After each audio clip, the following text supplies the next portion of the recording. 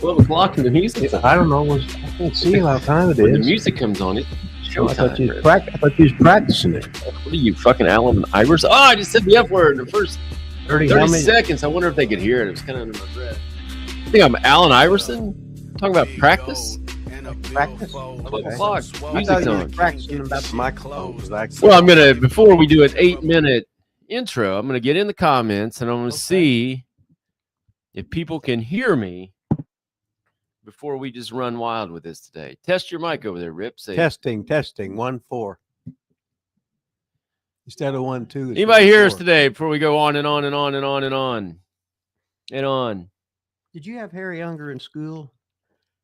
Harry Unger. No, he was my geometry teacher when I was a sophomore. Oh, I was thinking like But Harry, like armpits or Harry. No, Harry Unger. No. He was the guy, and he would go, and it was infinity. It would go on and on and on and on and on. That's the guy that crammed in my head. If two parallel lines are cut by transverse, the alternate angles are equal. Stuff like that, and I had to memorize all that stuff for nothing. Nothing. Well, I was just stupid. Well, look what it's done for you. Look at all the times you had to used it. Yeah, about parallel lines and if they're congruent or whatever, this and that. I had Harry Knight. Did you have Harry Knight? Oh yeah, because Harry Knight was always good because he had the fingers that were gimmicked. So he'd always go like this with his gimmick finger and act like he was picking his nose, but he wasn't. No, he was one of my 9th grade football coaches, which was so cool because at Seymour High School in 9th grade, Daryl Hacker was the world's baddest man, but he had the one arm cut off, right? And he was so talented. He would get you and knock you on your ass, but he had the one arm and everything. And everybody was scared of him. He had the hottest wife. The school teacher was Miss Hacker. She was hot? Oh, yes, she was hot when she was younger. But Daryl, the thing about it was he drove where he had to shift the car, and he would tie his tie with one arm just to show you that he could. But he was from Martinsville, so another South Central Conference of that Seymour used to be in. Is that conference still around? Is that what Seymour's in that? They're not in that now, or is it? But the old South Central Conference was Jeffersonville, was New Albany, it was Seymour, it was Columbus. No, it was Columbus, and it was Franklin, Martinsville, Rushville, Shelbyville, Connorsville. I think it was one more that I missed or something like that. But anyway, Hacker was definitely badass. We was all scared to death of him. He was cool. Harry Knight, I loved him, but he was pretty boring. He just liked to hear himself talk. I think it was sociology. He would stand there and just talk for 50 minutes, and you look around the classroom, and it was like this. Like half the class was just laying there sleeping, and he never missed a beat. He was great. Didn't care. Never tried to wake anybody up. Just kept talking like everybody was on the edge of their seat listening, and the whole class was. He about every 3 minutes he'd glance, he'd clock watch to see how long he was doing. So that was awesome. You could get a good. But he did the finger in the nose when he was. God, no wonder we had such a good football team. Hacker and Knight and Hacker. Didn't get any better than that. All right, Frank's Pickle Barrel ass in the house in green. Total Pack 10 is here. Bull Digging in green in the house. George Jetson from outer space, not in green yet, but he's from outer space. He needs to get in green instead of being from outer space. Visvex in the house. 70QQ in the house. Talion's in the house. Michael Costello's finally back, the longest living member, tied with Opinion Haver in the house. Oh, wait. Holy cow, look at that. We got a Shane Parks starting us off. Right away, the Thupa Sticker baby. Good old Shane Parks coming up with a $3 Thupa Sticker. And why do we have this? So you could call in and ask questions and get me a new fanny pack. We got a special guest coming in today, Rip, just for a Rip Rogers story or two. Oh, don't even surprise me. Not a whole interview or anything like that. Just a special guest for a story or two. Show me where to push the button to mute him, or whatever like that. I'll give you the mute button. All right, so we got that. They can hear us today. Same two mics, same microphone, same plugged in, exactly how they were. And today they can hear us, and last week they couldn't.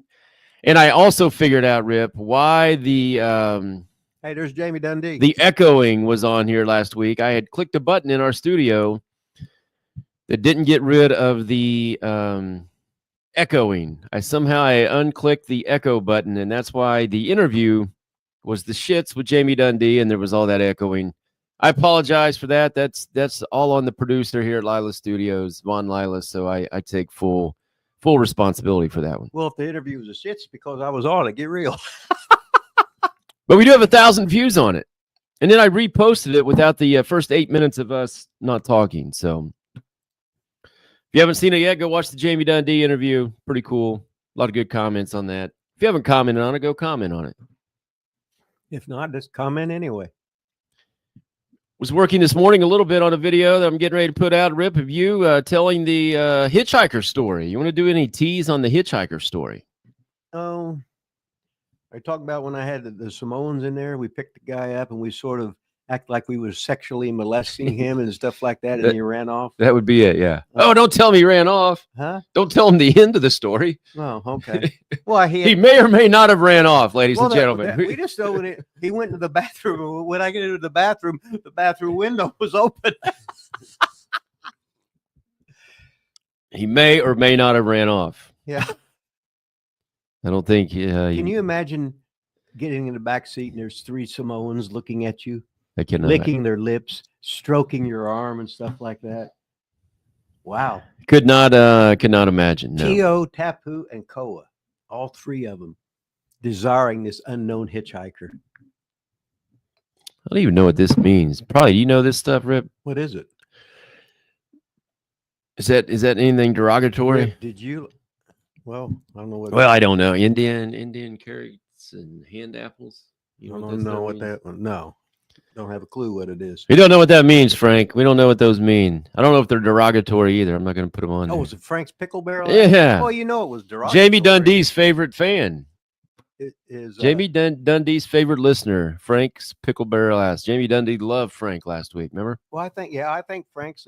I think he's got something for Jamie because he's a younger, more attractive man. Where I'm past anything. You got the beard growing back, or you just haven't shaved? No, I tried to shave today, and I got a little bit of it because I have the throwaway blades, and it's got all that. Yeah, we saw them in your fanny pack, remember? Yeah. Yeah, if you guys haven't seen that video. That's sort of like the world's greatest fanny pack, impromptu segment. Yeah, but yeah, if you haven't seen this video, check it out on the channel. You can see everything that was in Rip Rogers' fanny pack. That guy up there, he looked like he wasn't all there. My hair's getting long again, and yeah, you know, no time for a haircut, man. Well, I got to get somebody cut again. Total Pack 10 says, Rip, in the Central States, who were the bookers? I know Pat O'Connor. Who else? Any Bobby Jagger stories? Bobby, when I was at Central State, I was the booker. Pat O'Connor was a booker there years ago for Bob Geigel. But when they lost their powerful St. Louis TV, the territory just went, it shrunk up because St. Louis was their big club, and they would run that, and that's where they made all their money. So when that was gone, Central State, when you go out there, there's not many towns, and there's not much population either. It's just hard to draw. There's not any people. It ain't like you was working in the old WWF, and you'd have Bruno as a star, and they would go into big towns, and you drew big because it was the only show in town. If you wanted to see pro wrestling, that's what you saw. But Kansas City, for per capita, they drew okay. There just wasn't no per capita, no people in the towns. So you always talk, especially after you got going in wrestling, that it didn't really matter where you wrestled or who you wrestled.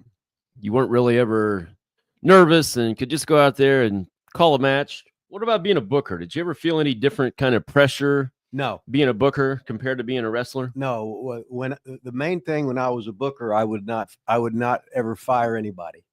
If the boss, if they hired them and they wanted me to be the booker, what I was going to do is I was going to do everything I could to give them longevity for the territory. If you were the total shits, I mean, the boss shouldn't have had him in there to begin with.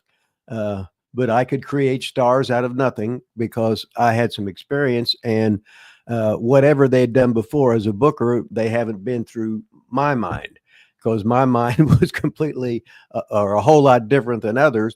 But I'd been a whole lot of other places, and some guys go in and they go into a territory, then they homestead, and then or they might work this one for half a year, and it's like Bulldog Bob Brown. He worked Kansas City the whole year, but then he'd go to the Maritimes in the summertime, which was Emile Dupre's dad's territory. But then he'd come right back with the same old shit after they'd seen him for 25 years to begin with.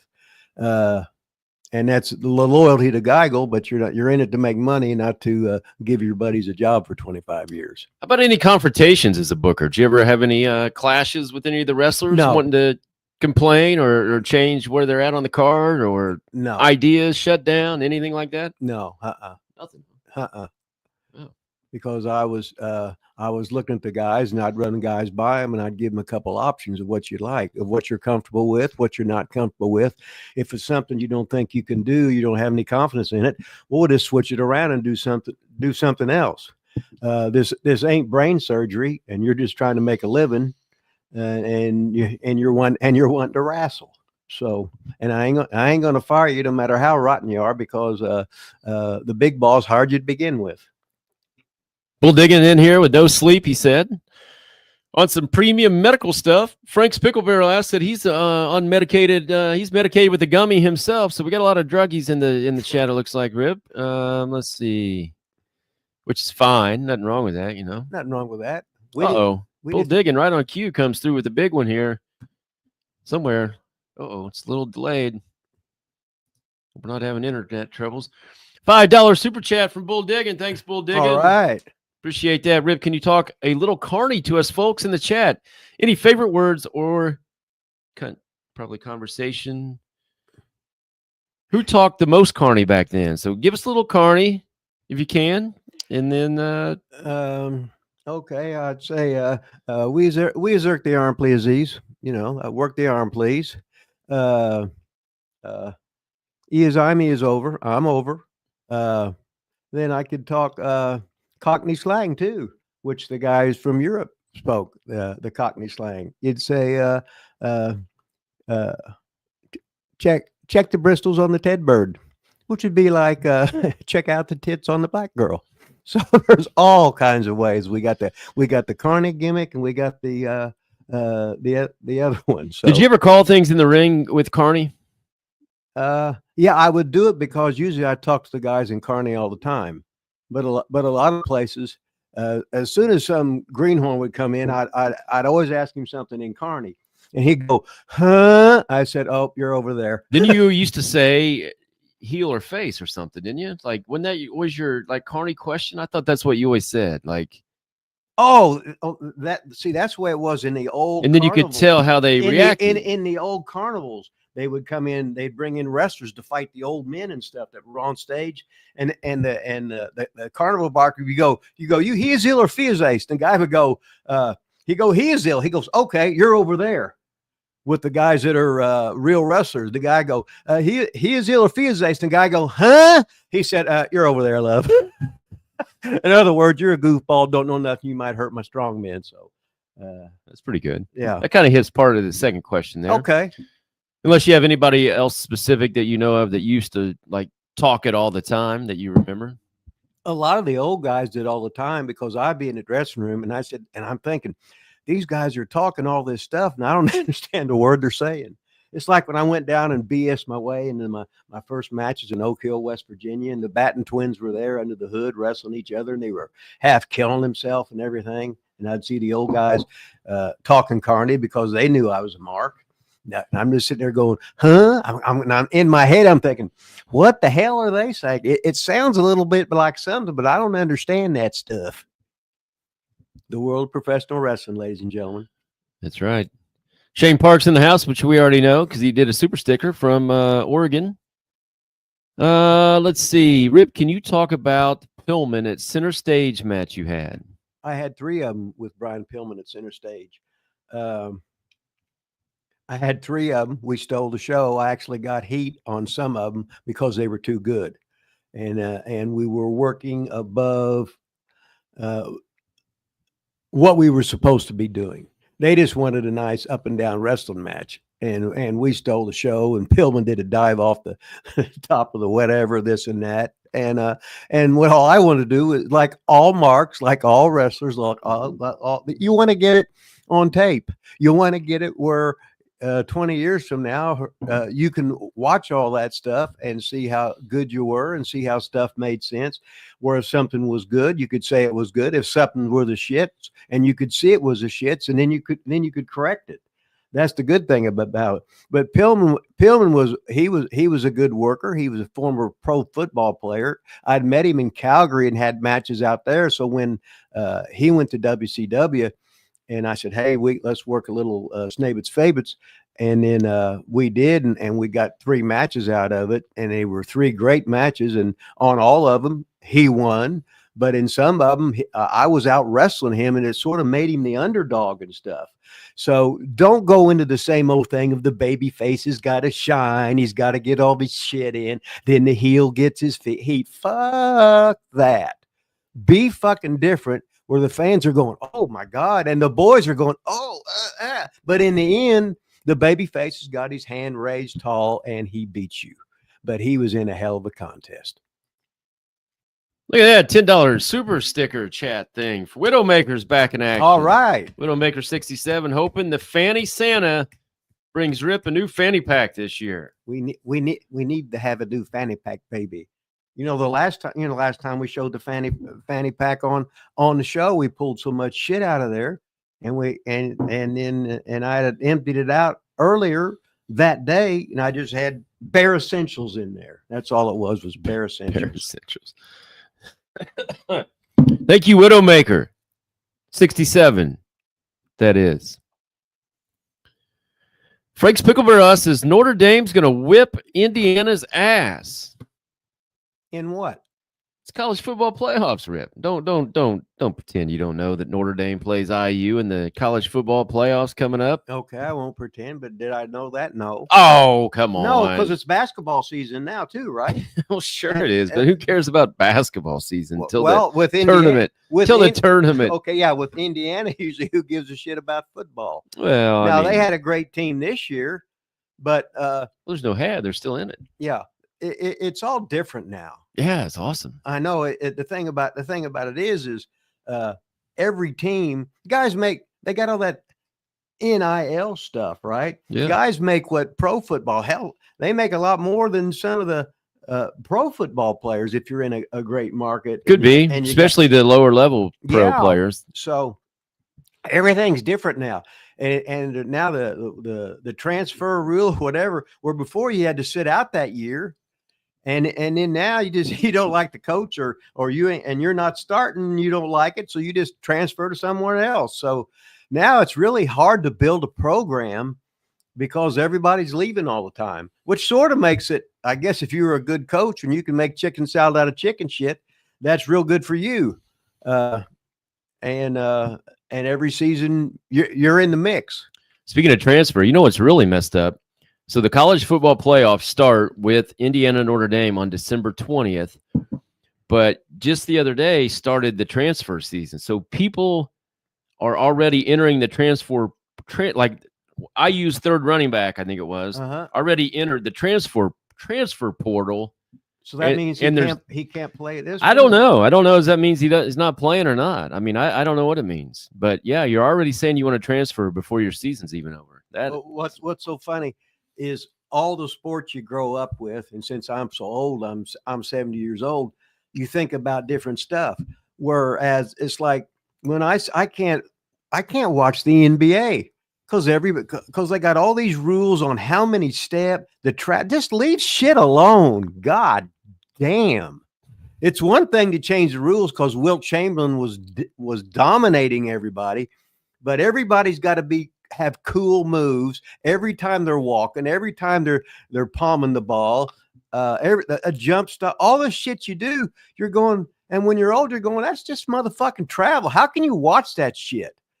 I mean, if you're any good, you're going to dominate no matter what the rules are. So they're trying to make everybody a star, and everybody's not a goddamn star. Anyway, I'm off my fucking soapbox. Since this is a sports show, what do you think about Bill Belichick going to North Carolina? He's going to be a college coach now.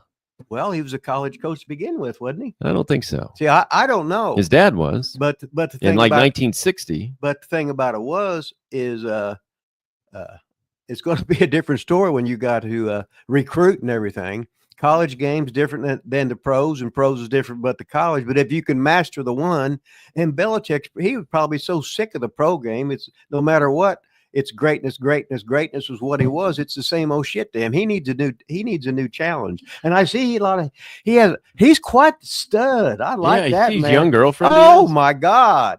Bill Belichick is fucking over with me. Holy shit. Bill Belichick on fucking fire, baby. Fire. All right, Big George wanted to know the PayPal address for the new fanny pack. 100% proceeds go to Rip Rogers. I just put it in the chat. I don't have the thumbnail anymore. I had to get a new StreamYard since they started jacking my price up. Had to re-sign up as a new person to get a discount, and I don't have all my stuff in here. So Coach V40 at yahoo.com. I just put that in the chat. If you want to donate to Rip's Santa, how do you say that? Fanny Santa. There you go. Fanny Santa. Santa Fanny or whatever it was.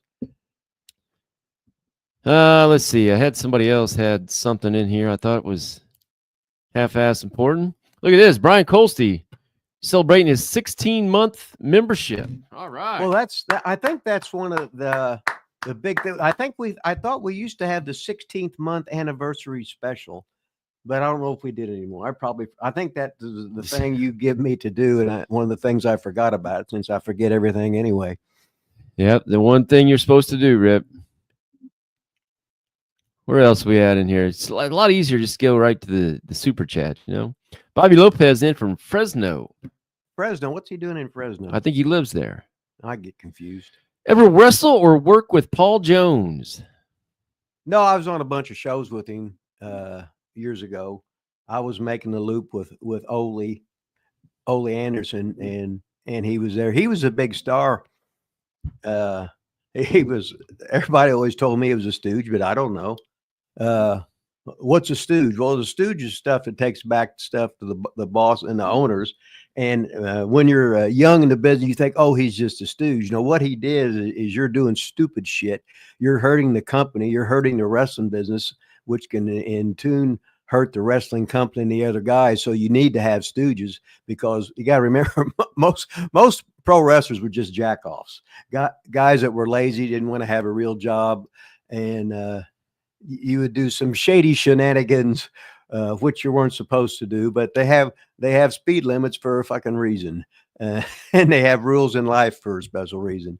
And let's just say Paul Jones he was like one of the living legends at Charlotte as a worker, and then after a worker, he was there for years and years, and then he became a manager and had a good run there. So he was always a credit to the wrestling business, whether you liked it or not. That if you did something wrong, he was going to tell one of the bosses that you're doing stupid shit. Popcorn Classics wants to know if you're going to be in Waverly, Ohio tomorrow. No, I'm not going to be in Waverly, Ohio. So. All right. George Jetson wants to know why you have 4 razors in your fanny pack. Because they were the ones that you get at the Dollar Tree, and you're supposed to use them once. But then a lot of times I get 10 shaves out of one razor blade. You know how it gets, the shit gets clogged up in there. I don't know if it's whiskers or whatever, and they sort of fix the things now. So no matter how much you try and wash them out, you can't do it good. But anyway, so I'd sometimes get 10 shaves out of one little blade, and you get 10 blades in the pack for $1.25. So what the hell? Hey, we got a $5 super chat from Drew Wilson. Thanks, Drew. Give us a little bit on Adrian Street, Rip. Shit, I can give you a lot of bit. Yeah, we still need to film a video on Adrian Street. About Adrian Street. But Adrian Street started wrestling when he was a teenager, and his dad worked in the coal mines. It was I don't want to say what part of Great Britain it was, or if it was even that, because I just call England, which I include the Scotch cunts, all the guys in there. So I'm not a connoisseur of English, but I worked a 26-week program with Adrian Street for Continental. And it was so good. It was so fun because I had my valet. He had Linda, his wife, his valet. We had so much fun doing. We never went into the ring with pre-planned bullshit. He just sold. He just came back, and we played it by ear because guys then could do that. And the only thing Ron Fuller put off on us, I would tell him I'd make a long ass program for us. And he'd say, no, we did this how many months ago with somebody else. It was basically the same thing. So it was his territory. He knew what had happened. He knew what he wanted, and he knew what had been the same old shit before. So we just switched it out and do as he said. So worked 26 weeks in a row was against me against Adrian. And after that, I went to another territory. But usually you'd stay for a lot longer and work a couple more programs with a couple more guys, but I did. And I said, okay, I'm not going to top that. And I should have just sat back there and got the easy money and just work with somebody else. But I wanted to go see somewhere else, do something else. I want to get into many territories as I could to learn as many different shortcuts, meet as many people as I could, see different finishes, see different things, how they did their TVs, etc. Because I was always wanting to learn this shit because hopefully I'd be able to use it again somewhere else. Nice. William Lynn in green, longtime member. Tell me some Ed Wiskowski stories. I enjoyed his Polish Prince Central State stuff in the mid to late 70s, but shit, I enjoyed everything back then. Ed Wiskowski, the Polish Prince, he was in Portland when I went out to Portland. And he was, when I first went out there, he was Buddy Rose's tag team partner, and they were a hell of a team. And let's just say the Polish Prince, Ed Wiskowski, he worked as Derek Draven when he was in Florida. You have different names, and then he was I can't remember what it was, some kind of different gimmick he had somewhere else after that, like he was all of a sudden he was from a different country, whatever, and had an accent overnight. But the Polish Prince was a big talent. He was a top athlete. He was a smart guy, and he was dating one of the girls that owned Portland Metals in the Portland territory. So he was a big shot. So, and the Colonel, when we would go over to Buddy's house, he would have some let's just say there were some pictures of his magic tongue doing the thing on somebody in some other perverted poses and stuff like that. But you'd walk into the Playboy's apartment, and you'd take a lamp, and there was Ed eating whatever, and then you'd put that back down, and then Buddy would go checking back of the picture. You'd take the back of this picture out, and there's another picture of Ed the Polish Prince with another young damsel in distress, and he was trying to save her. But yeah, and then the Colonel, he had to have a nut off. I don't know I don't know if he strained it from excessive orgasmos or whatever the deal was, but the Polish Prince had to have the nut operation, so he was out of activity for 4 months. But when he come back, the nut was all filled up, and he was ready to go again. But just another day in the life of the Polish Prince, yeah. Ed Wiskowski. Great question, William Lynn. That was a great one. Talion said he smoked a joint. More pot smokers on here. William Lynn just smoked some Vibe Banana Conda Rip. No, I haven't had any of that, but I wouldn't smoke a lot of that. No, but I wouldn't. I have had a couple puffs of a cigarette before, a couple of puffs of a cigar, and I think the cigar was better. And then I think I had a cup. I think Randy Savage sort of forced me to take a couple puffs of marijuana, and I said, "My God, I can't believe you pay for this. I'm coughing, I'm sick, and you pay money for this." But did you get high? Did you get stoned? No. If I did, I didn't even know about it. So if I didn't know about it, I guess it couldn't have been too good, right? Yeah. But who knows? What the hell, right? Here's a machine. Wants to know any Buddy Landell stories. Okay, here's the nature. Now, the Nature Boy Buddy Landell, actually lived with me and Randy Savage for a little while because we were living in Lexington and Buddy had been trained, etc. And we were thinking about buying this building in downtown Lexington. We were going to fix it up and run wrestling like once a week in downtown Lexington. So me and Randy lived there. But what happened was we had to have do $50,000 worth of just wiring. So Angelo, the miser, decided that was too expensive and to poop on that. But in the meantime, Buddy Landell was living there as I was living there and Randy was living there. And like when the great Debbie Combs she would come in and like to wrestle for maybe 2 weeks, and she'd bring Donna Day with her. And Donna Day was young and hot. She wasn't fat. So somebody had to be good to her. So I'd be good to her. She'd be good to me. Randy was hanging out with Debbie. Debbie was hanging out with Randy. And then Buddy was there. So I sort of turned the reins over to Donna to Buddy. So there it was in the middle of the night. All of a sudden, you'd be hearing, Buddy, Buddy. And I hear Buddy's footsteps going, boom, boom, boom, boom, boom, boom. And he was hiding because he was trying to run away from her. But anyway, that's one story, the Nature Boy, Buddy Landell. And then one time, and then later as we got on, we was both working in Memphis and we was riding together. And I was getting on Buddy about doing his cocaine all the time. He said, I ain't doing that. I got some right here. I'm going to throw it out. So he took this thing and threw it out the window. And then he started to grab his pants and I went, and I grabbed his hand and that was the real stuff. He threw some powder or whatever it was out the window. So I started to throw it. No, don't throw that one out. I said, oh, it's the real stuff. Yeah. He goes, well, you know how it is. So he just laughed and we kept on going, and it was all a big rib. And I say, whenever I'd see Buddy, I go, no. That's funny. Anyway, another story in the life of. Love it. I love Buddy Landell. Now I told this guy to send me a nice clear picture of him. Does that look clear to you, Rip? No, it's blurry. Might be the blurriest picture I've ever seen in my life. It is blurry. Do you know who that is, Rip? It looks like Vito and Guido Andretti. They were the world's greatest. Well, they weren't the world's greatest mechanics. I was going to say but they were wrestlers, but they were really better mechanics. They should have had a real job just being mechanics and stuff like that. Did they ever work on your car? No, but I probably needed some. But I was sort of scared.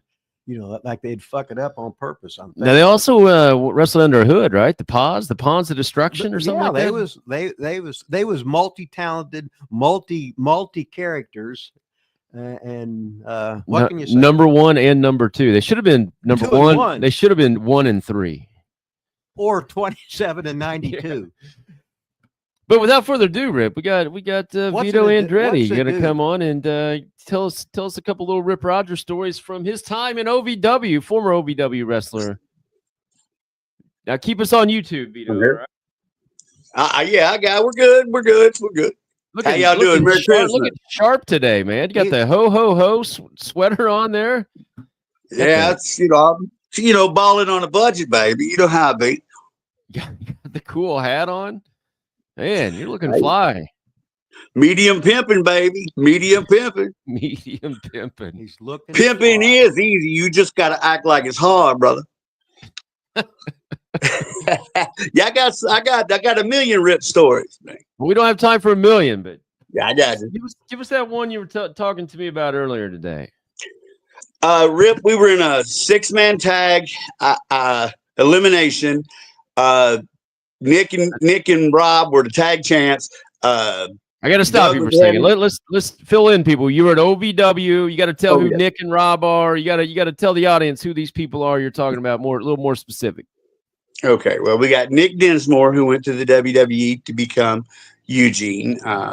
Just very talented, amazing wrestler. 3-4 steps ahead. Then we had Rob Conway, who was also went to the WWF, did the La Resistance gimmick, and he was a turncoat on the American Air Force. And a guy with Rene Dupree from up there in the Maritimes, right, Rip? Rene, they tagged together, and then Doug, who was the Machine, and they all had the belts. It was a 6-man elimination. I got in there nervous as shit and was scared the hell out of Rip. Rip just worked the shit out of us, scared the shit out of, intimidated us, but in a good way. What a vegan bastard. Yeah. And I'm in there about 3 minutes and I kick out of Nick's German, which is his finish. 1, 2, kick out, go over to tag Rip. He goes, the fuck, figure it out yourself. Jumps down and leaves and gets, and leaves us out there. I tag Guido in. He goes in and gets pinned in like another 30 seconds. And they just ran me to death for 25, 30 minutes, blew my fat ass up, had me snotting and puking. And I make it out of that, get back to the back. As soon as I walk through that black curtain, somebody started smacking the shit out of me with a kendo stick, chased me out in the parking lot. You remember that, Rip? Somebody be? That would be the man sitting right there next to you. You remember that, Rip? I don't remember none of that stuff. So I think you've been. I do. I think you've been like, he did say he was smoking pot earlier today. So. Yeah, I think you made all that shit up. I wouldn't have done like that. Not the top-notch athletes like the Andretti brothers with all the experience they had. I wouldn't have done that. Let me ask you this question: were you supposed to kick out of the German? Hell no. Well, that's why you did it then. Oh yeah, I know why I did it, but I guess I just went into business for myself without being smart enough to go into business for myself. Well, you had to get your shit in first, I guess. Well, hell yeah, I was 26 years old. Definitely had to just get my shit in. In the prime of life, baby. Prime of life. I knew everything. I didn't need to ask you guys shit. You know what I'm saying? What the hell do you guys know? So you kicked out of the finish. So then they kept you in for 25 more minutes, and then Rip beat you up with a kendo stick. Yeah, but I think I eliminated 2 of them. I ended up looking like the toughest son of a bitch on the planet. I think I eliminated the heavyweight champion, and I think Rob ended up taking me out. And but I eliminated Doug and Rob, and Rip had to be. He was so pissed off. I was scared to death. I was afraid to go through the curtain. I almost left through the front door. Seriously. That'd have been the best one right there. Yeah, leave out the front door. That'd been a hell of an angle. I'll show him. I'll go out the front door. Out the front of the fucking door. You remember that, Rip? Be honest. Do you remember? Oh, hell no. No? I just remember hitting I remember a lot of times I'd hit the ring and start beating my own guys when they do something stupid with the kendo stick. But they would remember that and they wouldn't do that same mistake anymore. You got Rip, you could talk very softly. Now don't do that anymore. Oh, no. That's not what we do here. Then you stupid son of a bitch and start beating with that. And then they realize never in their life will they even think about doing that stupid thing they did again. So I weighed the pros and the cons and I said, yeah, no, hitting them with the kendo stick was what they needed. Pros was way better with the kendo stick. Give us another story.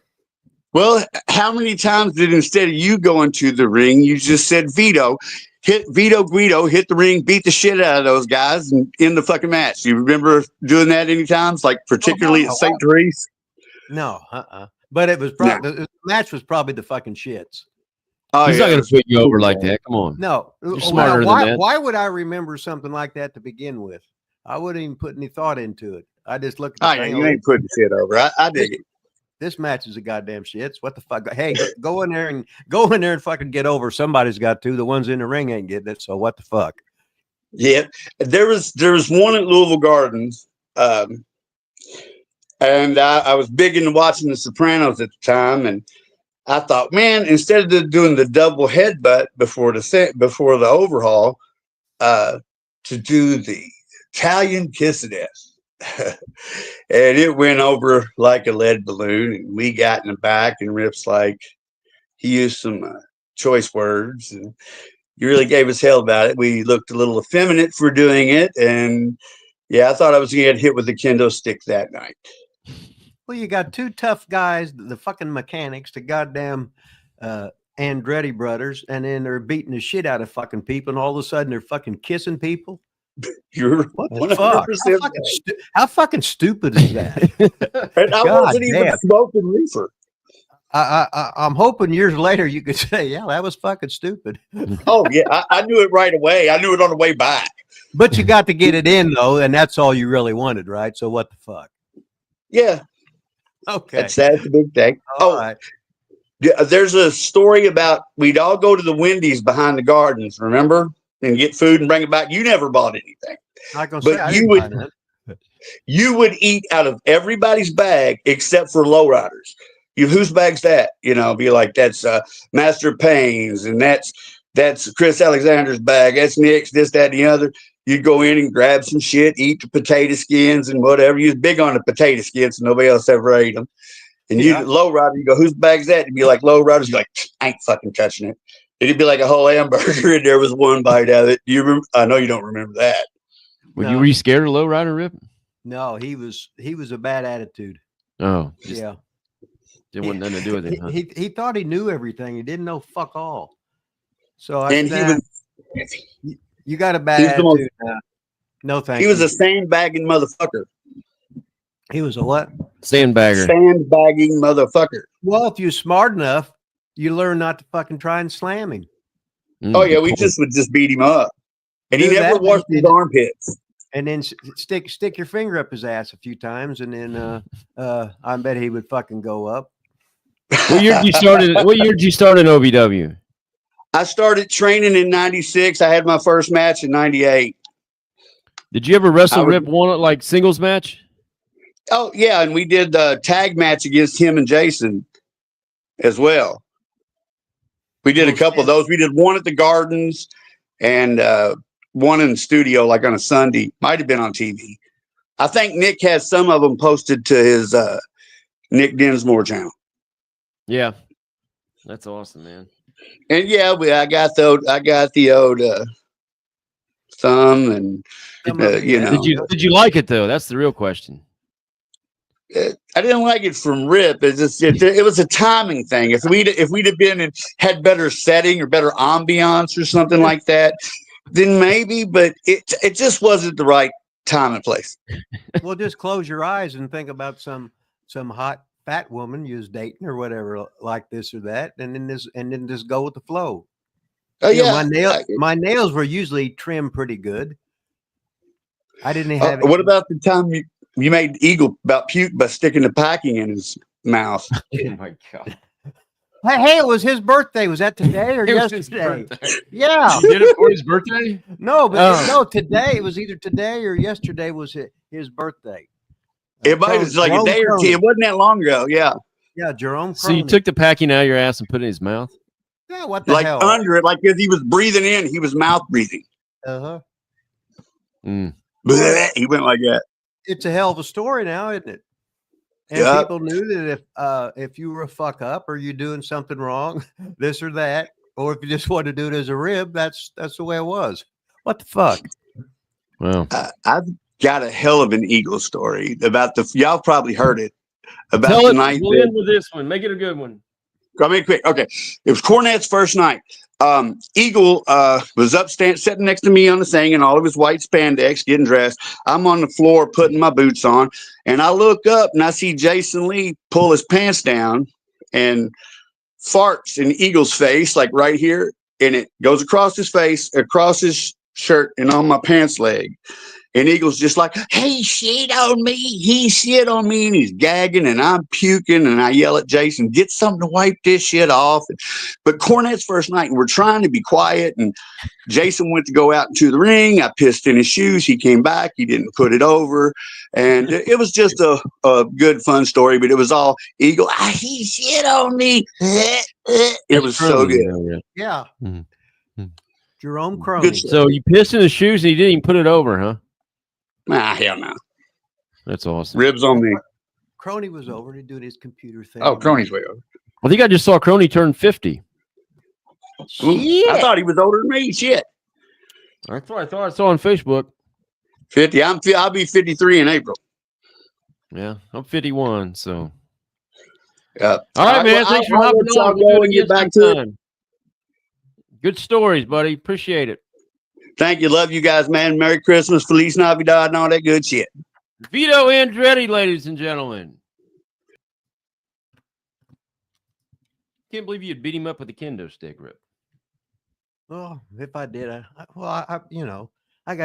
can't remember shit. What the fuck? Can you remember a beat down on the kendo stick where you hit the ring during somebody else's match? Is there one that sticks out in your mind? Usually it was my match. Then I'd leave and come get the kendo stick and then come back in and start beating whoever the opponents was because they was doing stupid, or beating my own guys because it was stupid. But whoever it was, they realized they made a mistake, and whatever that mistake was, they didn't do it anymore. And that's the main thing. Did you ever have anyone confront you on it, like fight back or like, no, fuck you? No. Mm-mm. Were you ever worried about it? No. Steve Crawford, trying to get some brownie points, says, who is the sexiest man alive and why is it Rip Rogers? No, Steve. Did you pay him to do this? No, well, Steve, he didn't realize that the sexiest man in wrestler was always Jason Lee. And if I might have copied some of Jason's mannerisms, the way he worked, or just tried to be over a little bit. And I might have been the second sexiest man in pro wrestling, but the original sexiest man in pro wrestling is Jason Lee. That's right, ladies and gentlemen. Jason Lee will forever be, at least to me, in my mind, the sexiest man in pro wrestling. We gotta bring him on sometime. Tell some stories. I wonder how we get a hold of him. I mean, he's on Facebook. Oh, well. He's on Facebook. I'll send him a message. I'm Mr. Technology. I'll send him a message. He's a good talker. He'll come on, share some stories one day, I'm sure. Now, I don't know if Bobby Lopez is thinking that Anarchia is still the shits in TNA. Bobby Lopez, were you around OVW? That's the different lowrider. It's not the same lowrider. You're talking about an old lowrider from the old OVW days. Yeah. Mm-hmm. He's talking about the newer lowrider that was there like at my time. Oh. He went on to TNA and was Anarchia, I think, or something, whatever that says.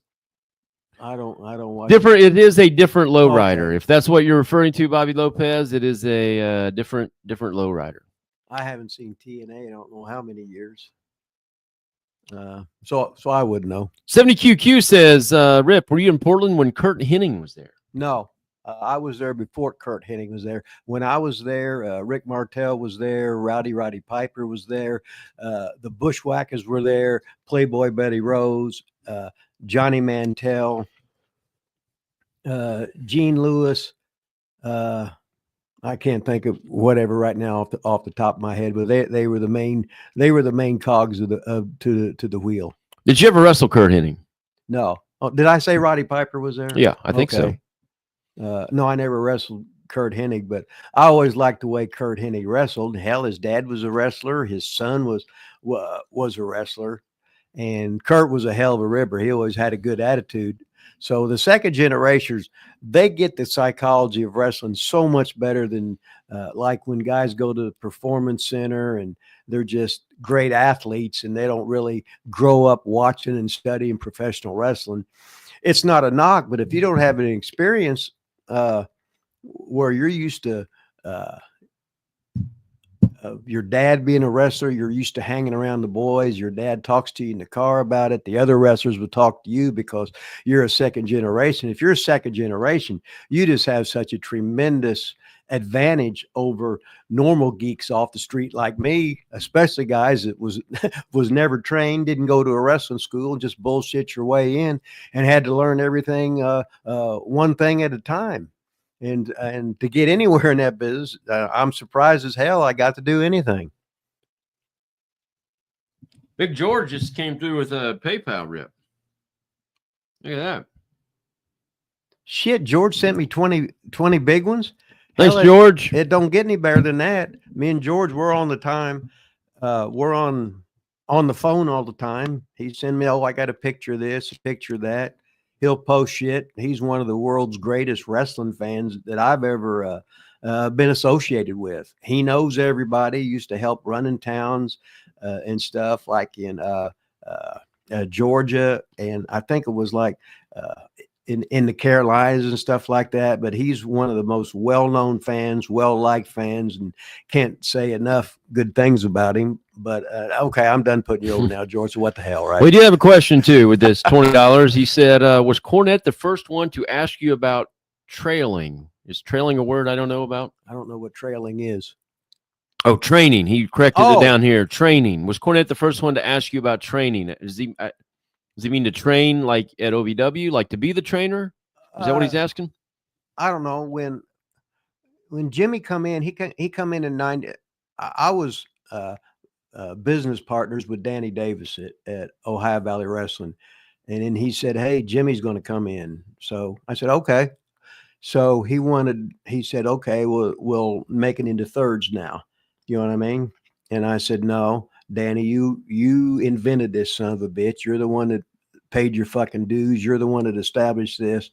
You keep your 50, I'll go 25, and Jimmy can go 25% with this and that." So I knew that Danny did all that, but when Jimmy come in to fucking just, that's why when I was at OVW, I had 70 guys. That's right, 70 guys get jobs with WWE and TNA, etc., that weren't the chosen few like Brock and Shelton, Batista, Randy Orton, and stuff like that. These were the guys like JTG, like Mondo, like Mike Mondo, like Johnny Jeter, like Santino, like the Cobra and stuff like that, like Serena Deeb. These are the guys that come and started in the beginners class, and they ended up getting. Did I say JTG? Yeah. But he slid in there. There was 70 of them that got jobs, and which was unbelievable. I don't think their performance center has ever got that many since they started.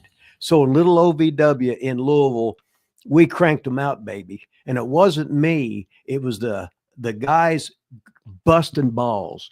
It was the guys doing what I told them to do, and they just repetitioned themselves to death. So they went out when they worked the independent shows. They were head and shoulders above the other guys, and they felt that, and they understood stuff, and they got elevated.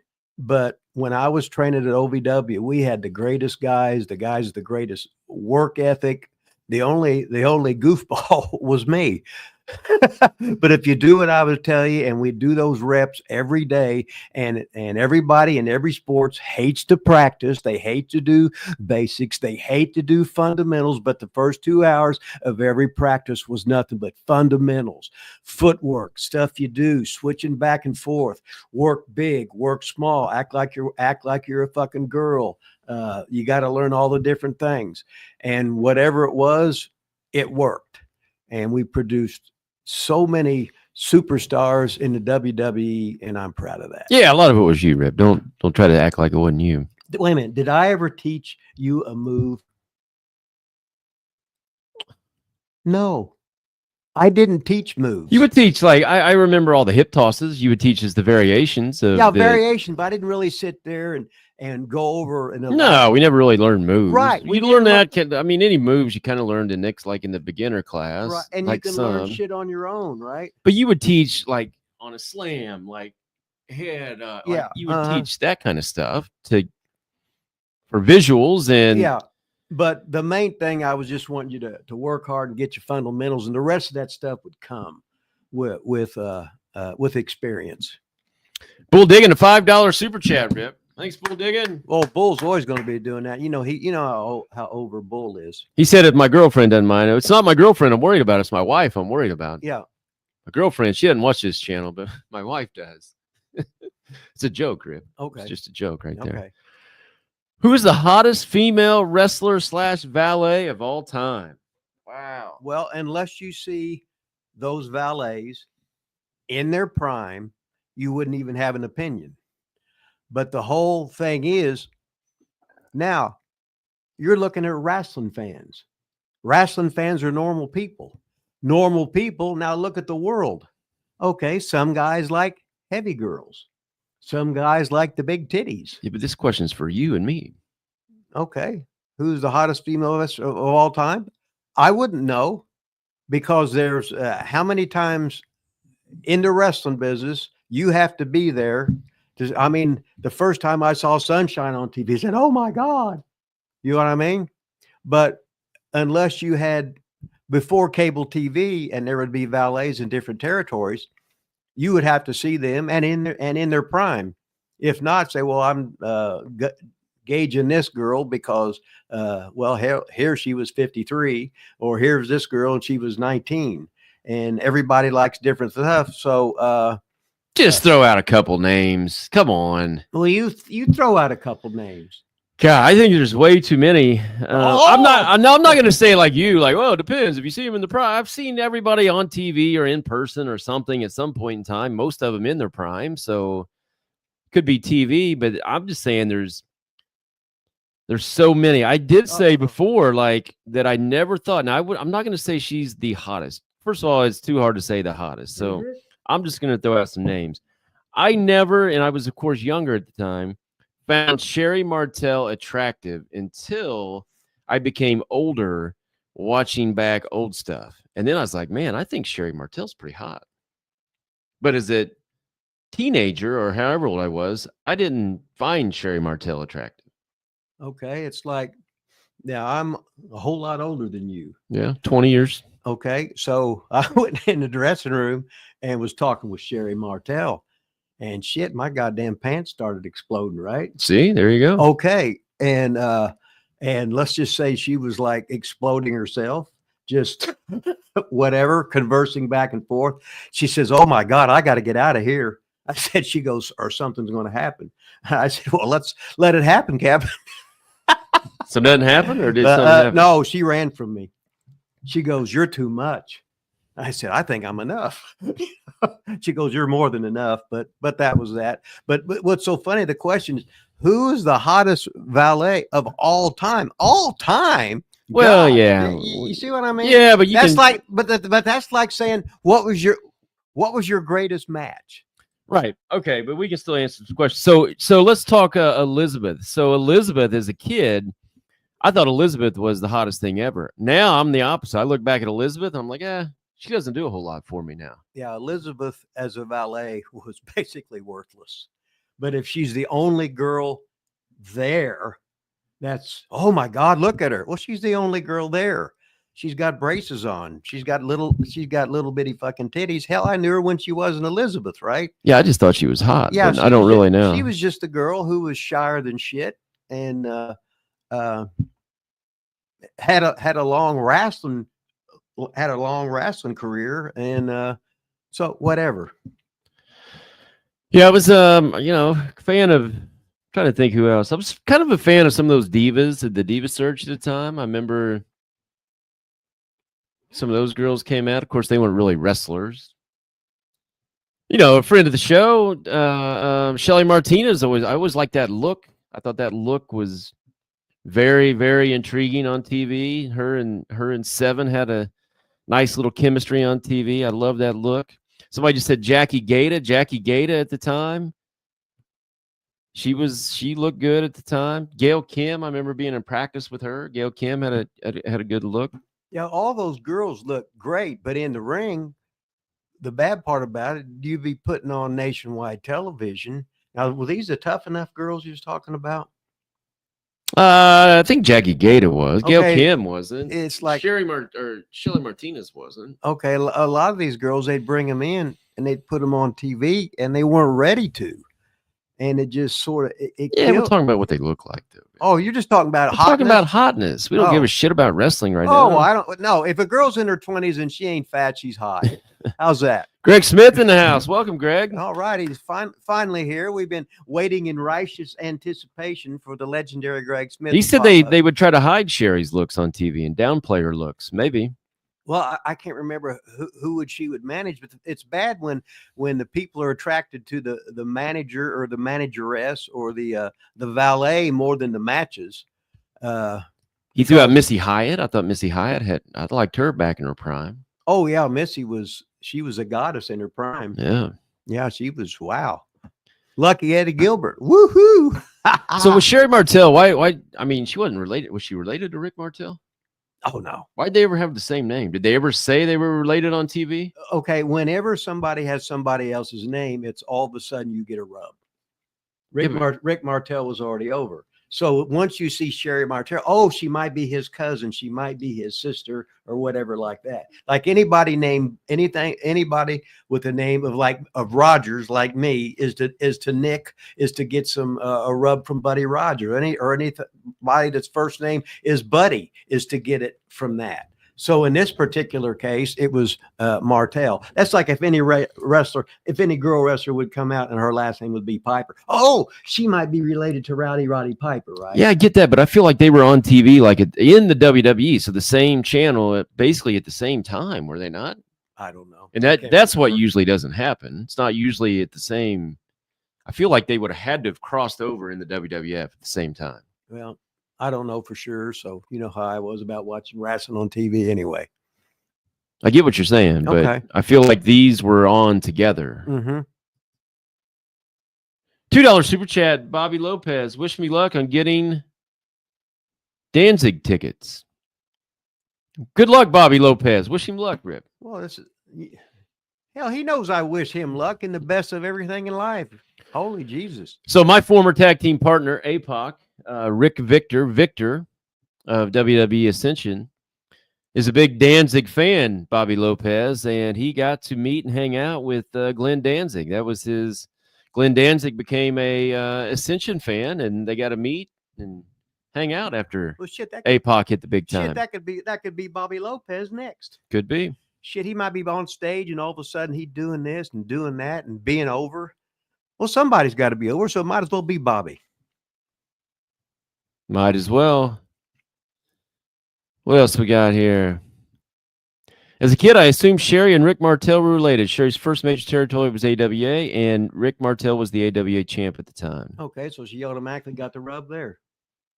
Correct. But that's the only name I can think of off the top of my head that was in the same territory at the same time.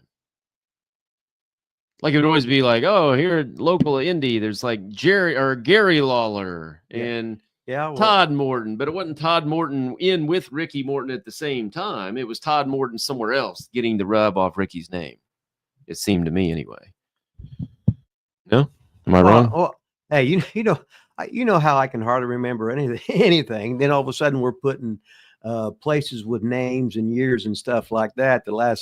Since 2002, I can't remember who, what, where, when, and why. Yep.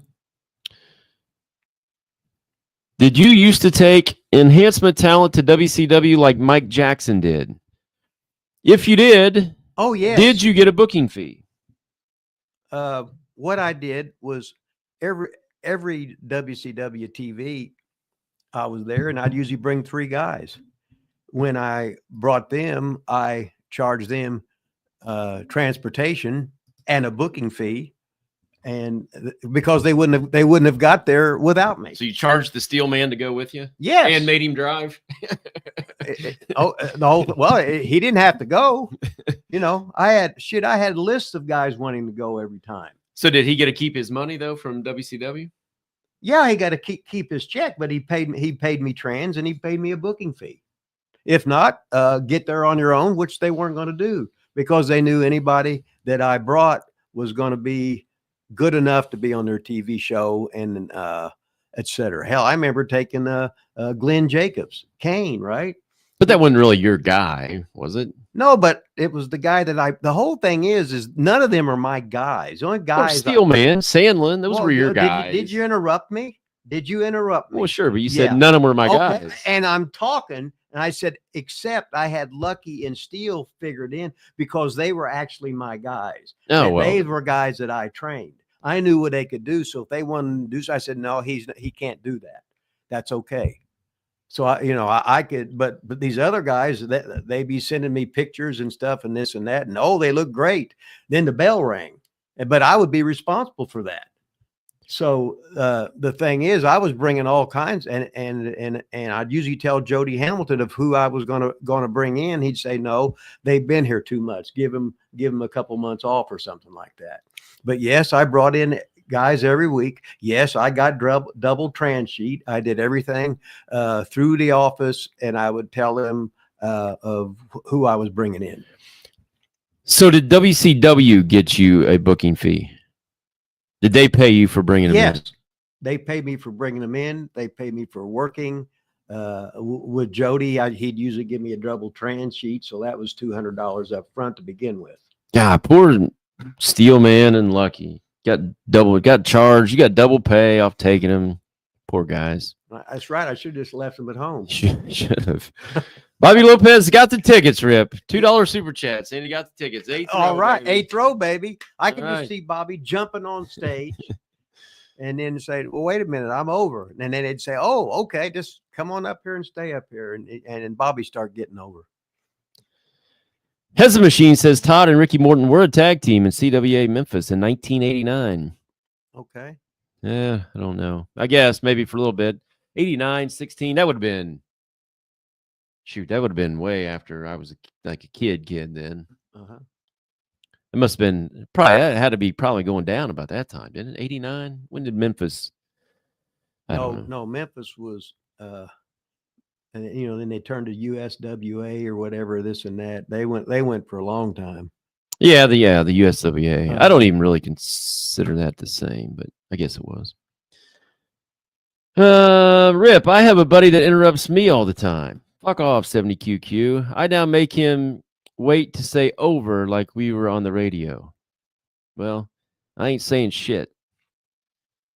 Hey guys, good news. I have tickets. I'm going to SmackDown. 14,000. Oh, March, I think. March 14th, 2025 in Spain, Barcelona. The first SmackDown Spain.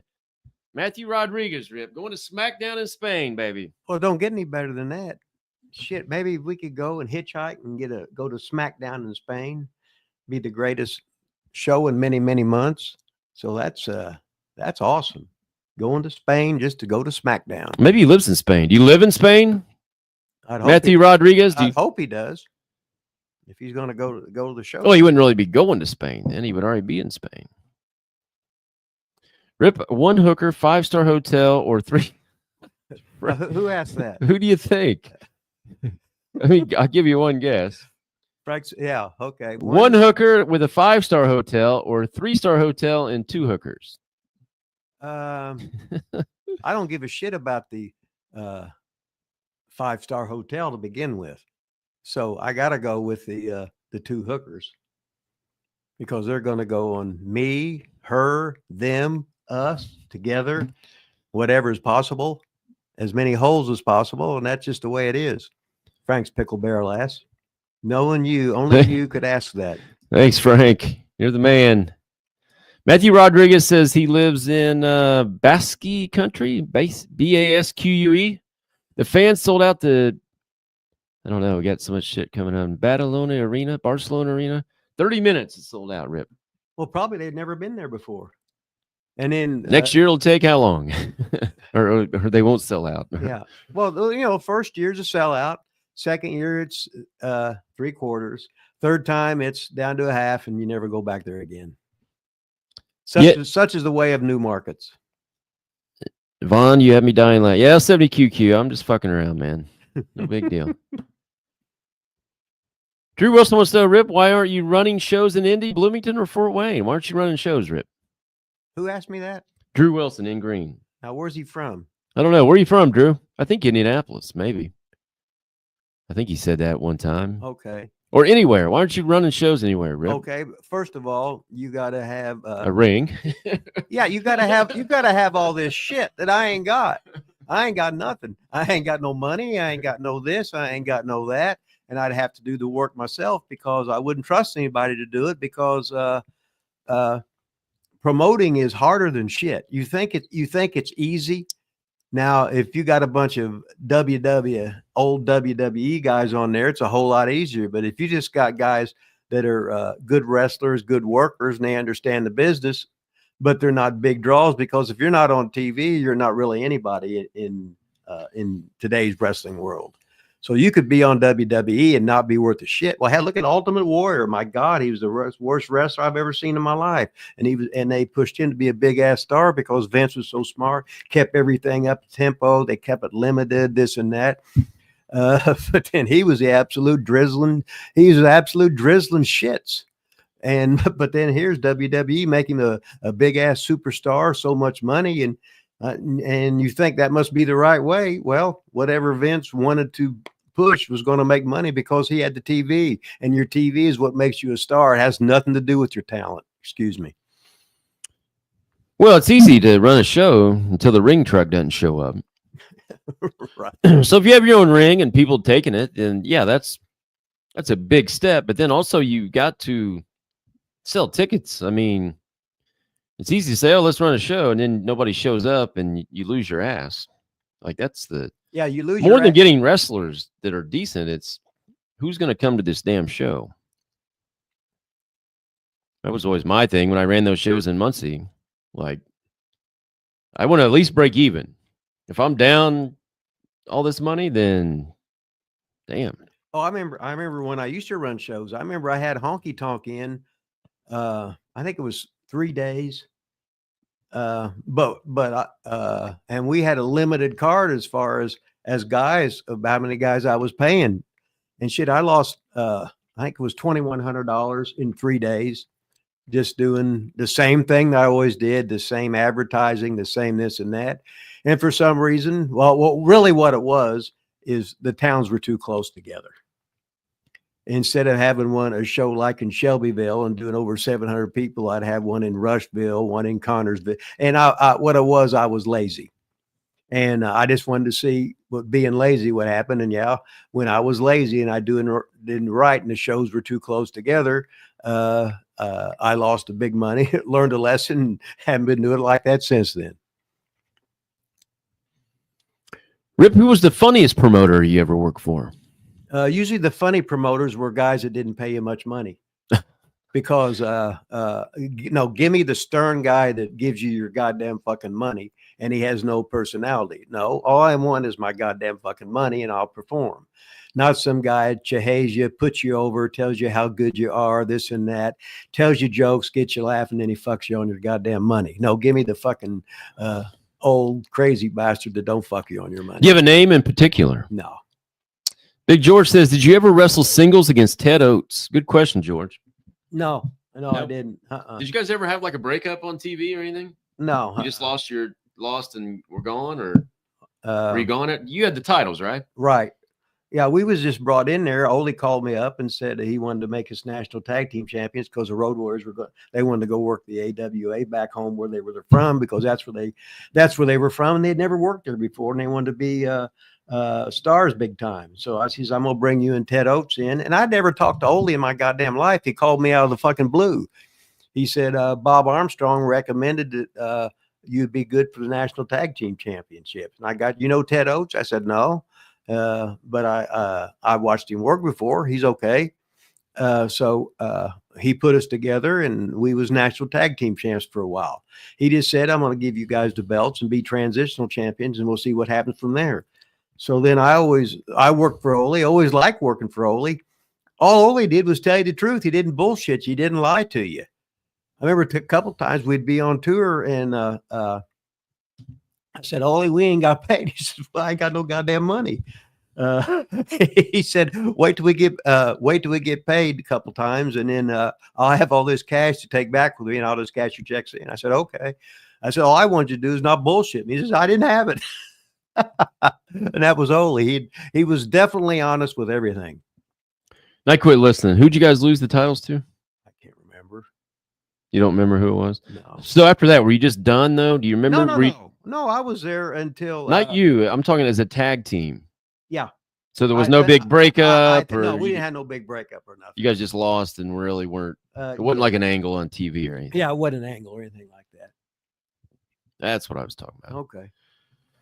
George says, where is Bobby Sweet Pain Ducci these days? Actually, Ducci commented on my Facebook post. He said he was supposed to be on here today. That I posted, and he said he was going to be in the chat today, but I have not. I haven't seen or heard from him. Bob Sweet Pain Ariba Ducci.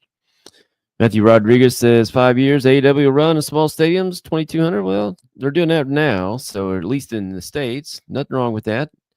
10 years live, going to towns, 500, 300. We'll see if they can keep the 2,000 to 3,000. As long as the Outrunners are there, they'll still sell these 3,000 seat buildings. Now, out. where's this at? He's just talking about AEW. Oh, well, as long as they got out and runners, they're on fire. Yeah, That's all that matters. as long as they got the Outrunners, they'll still be packing out the house. Have you talked to the Outrunners lately, Rip?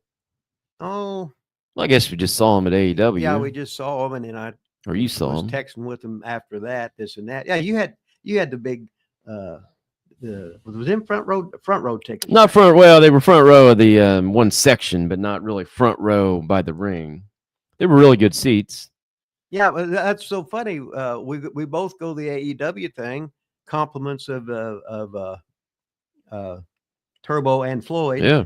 And then, but I wasn't going to ask Vaughn because hell no, that's a school night and a work night for his wife and his kids. He ain't going to be out there long. And there he is, a son of a bitch is right there doing this, having the signs. The little Vaughn Lilas has got the signs. Lilo Lilas. Yeah. For Turbo and Floyd, the Outrunners are over. Well, yeah, last time I asked you to go, you're like, I can't miss work. I'm not. You think I'm going to miss work for wrestling? I'm not going to miss work for wrestling. Well, yeah, but this Turbo and Floyd in the home area, it had to be done at least once. Yeah, look at that right there. There's Lilo Lilas at AEW. Turbo and Floyd, the Outrunners.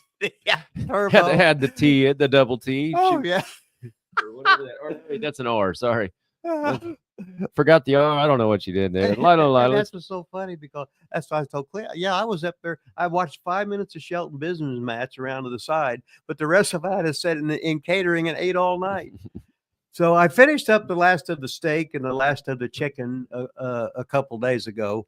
But Randall Floyd, I mean Turbo, he had the record when he had they had all that food there. And they said, well, make sure you take this shit with you. So he got seven containers full.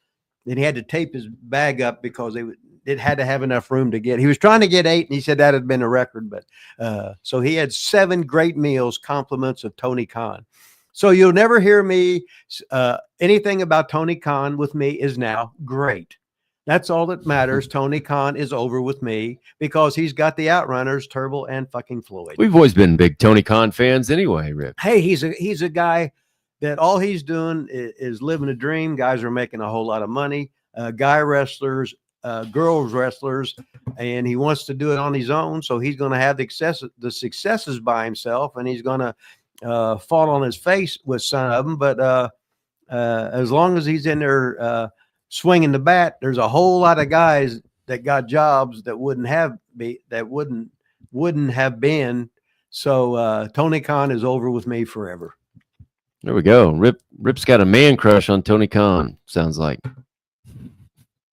Well, he would be my first guy, but what the hell, right? Hez the Machine says, Rip and Ted Oates dropped the NWA National Tag Team Championships to the Lightning Express, Brad Armstrong and Tim Horner. Okay, well, we had good matches with him. Brad Armstrong was the greatest worker I was ever in the ring with. For never have worked with him, didn't say a word, and got in the ring with him, and I just shit my pants. He was so good. I know I've told this story again, but I would do stuff to fuck him up, and he didn't flinch a bit. I didn't have to tell him anything. Usually I'd work with him and not say one word the whole goddamn fucking match. He was just so good. Brad Armstrong was one of the greatest wrestlers I was ever in the ring with. It's like when he went to Bill Watts's territory before that, he gave Brad his top belt, and Brad was champion for Bill Watts, and for Bill Watts to like you got to be great. Dave Channel finally here. A little late, Dave. Dave, late to the party. Lucky we're still on here. Let's see where else we got here today. Rip Frank wants to know how were the rats at Marlowe's other place. Okay. There was 2 towns. Now we used to run Pikeville twice a week for a while. Monday night was Marlowe's Country Palace, and then he had another Marlowe's other place was on the other side of fucking town, and we'd have a completely different audience. But those were weekly towns, and anything in Pikeville was nothing but guns, knives, illegal alcohol. There's nothing but smut. All the hot ring rats were there. They would usually make Marlowe's Country Palace, but they'd change their clothes at least and have a different look when they were at Marlowe's other place. But it was great going to Marlowe's Country Palace and Marlowe's other place. And Marlowe died a few years ago, and I lose track of time. But Marlowe Tackett was had a band and everything, and he was awesome. Marlowe Tackett, rest in peace. He was a great guy. You forgot who asked this question. It was Frank that asked the question. He wants to know how the rats were. Did you say how the rats were, or you just? Well, when I'm talking about rats, what needs to be said? Frank's Pickle Barrel asked if you were there with hot-looking girls in their 20s, you were above average looking at least, and was projected as a television star. You had been all over them, and they'd been all over you. That's why you're the legend. So you got to read between the lines a little bit. Bull Digging with $5 super chat. You kept us on just a little bit longer, Bull Digging. Thanks for the $5 super chat. Hell yeah. Rip doing the puff gimmick outside of the ring in the land of the rising sun. How were the rats in Japan? Frank and I really want to know. So did you do the puff gimmick outside the ring too while you were there? Well, first of all, the reason I did the puff gimmick in Japan was the first time I got in the ring on TV. It was me and Danny Spivey against Tenaru and Hara. I knew Hara before from the States, but Tenaru, they beat the holy shit out of us. We thought wrestling was real all of a sudden. And Danny Spivey was a badass son of a bitch, but he didn't want to be like a street fighter like he really was, because he was happy to get the run in Japan, and he's afraid he was get fired. And hell, I was too. So I said, what I did the second night was I turned into Puff. When I turned into Puff, Joe Higuchi, the referee, said, Baba-san said you do that every night. So all the guys that was beating me up before, all of a sudden, they were afraid to even touch me, because I would go up their arm with this and blow a kiss with that, etc. They react like Vaughn Lilas would. And all of a sudden, all the tough guys were scared of me because I was acting effeminate. And that's when Joe Higuchi said, Baba-san said, you do that puff gimmick every night. And I said, thank you very much, Joe. So everybody else was getting the shit beat out of them, and I just had a very good time because I was working effeminately. What about outside the ring? Did you act like that in public? Oh, hell no. How were the rats in Japan? The rats in Japan, what's so funny is you go outside your motel, and they'd have all these girls that were hookers or whatever, and they would have stuff that was smashed on the trees. Wherever your room was, they'd find it out, and then you get back to your door from being in a trip, there'd be 30 girls wanting to come visit you and everything. Here's my number, call me, this and that. Here's their fucking, they would be semi-nude pose and shit, and that's just the way it was in Japan. Just sort of thing that's different. It's like you walk across the street and there would be a beer, like a pop machine, but you'd be getting beer on the street. Boom. So Japan and America were completely different, but it was great to visit. So what the fuck? Made three trips there. Had Baba's last single match there. Didn't get any better than that. I don't think this is probably true. As the machine said, how much did Elizabeth weigh back then? Buddy Landell said she was 300 pounds before wrestling. No, when I first met Elizabeth, she was heavier. She was probably 20 pounds heavier. So, and then when she was Randy Valets, she had skinny everything. But before that, when I first met her, she was about 20 pounds heavier. But Buddy, and if you know Buddy, you know Buddy's never told the truth in anything about it in his life. And as a wrestler, he embellished it a little bit more. But no, she wasn't 300 pounds, but she might have been 20 pounds heavier before Randy. I guess he cracked the whip and put her on a diet, made her start workout, and like that. Vito wants to know if you got any Juan Hurtado stories. Juan Hurtado.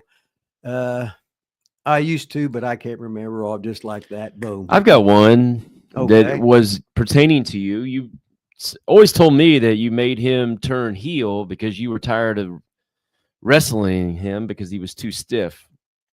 You're like, he hurts me in there. I'm going to make him turn heel so you don't have to wrestle him anymore. Well, that was a good idea. Yeah, I don't want him to hurt me. Let him hurt. No, because he was big and strong. He didn't have a mean bone in his body. He just wasn't very good.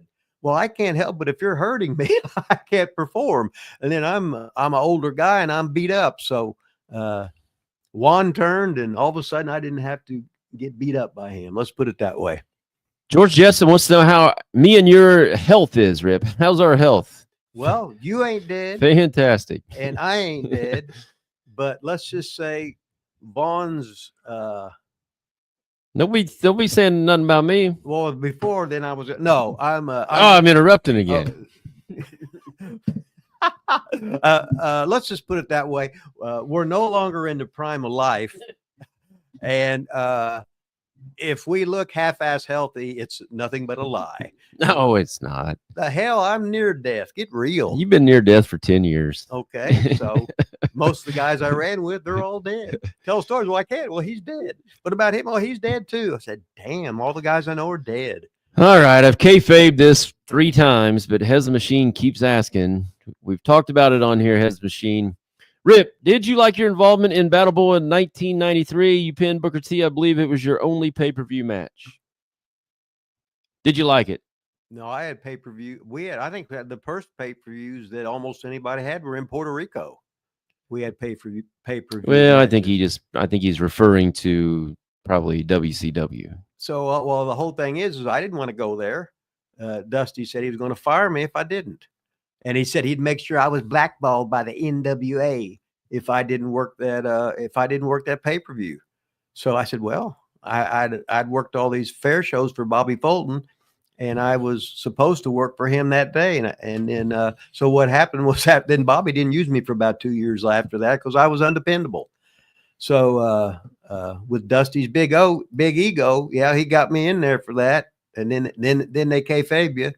And then Bobby was mad at me for a couple of years for no-showing him. Can't blame him. But I told him I wasn't coming. That Dusty put the snabbits to me. Such is life. So did you like the Battlebowl match? Did you like it? Did you like it? Oh, it was just a match to me. It didn't mean anything to me. Why did Dusty want you so bad? Did he know he was going to do like that whole little gimmick angle thing? He probably did, and he knew that I could pull it off. And on something like that, it was something that he needed to depend on somebody that, if not, he looked bad. So I went out there and did my best of what it was, got everybody that was supposed to get over. It's like I've done every time in my life. I've done the best of my ability. If not, it was something I wasn't good enough to do. But I did my best, and that's the way it was, and we're leaving it at that. Don't you feel like it got you over?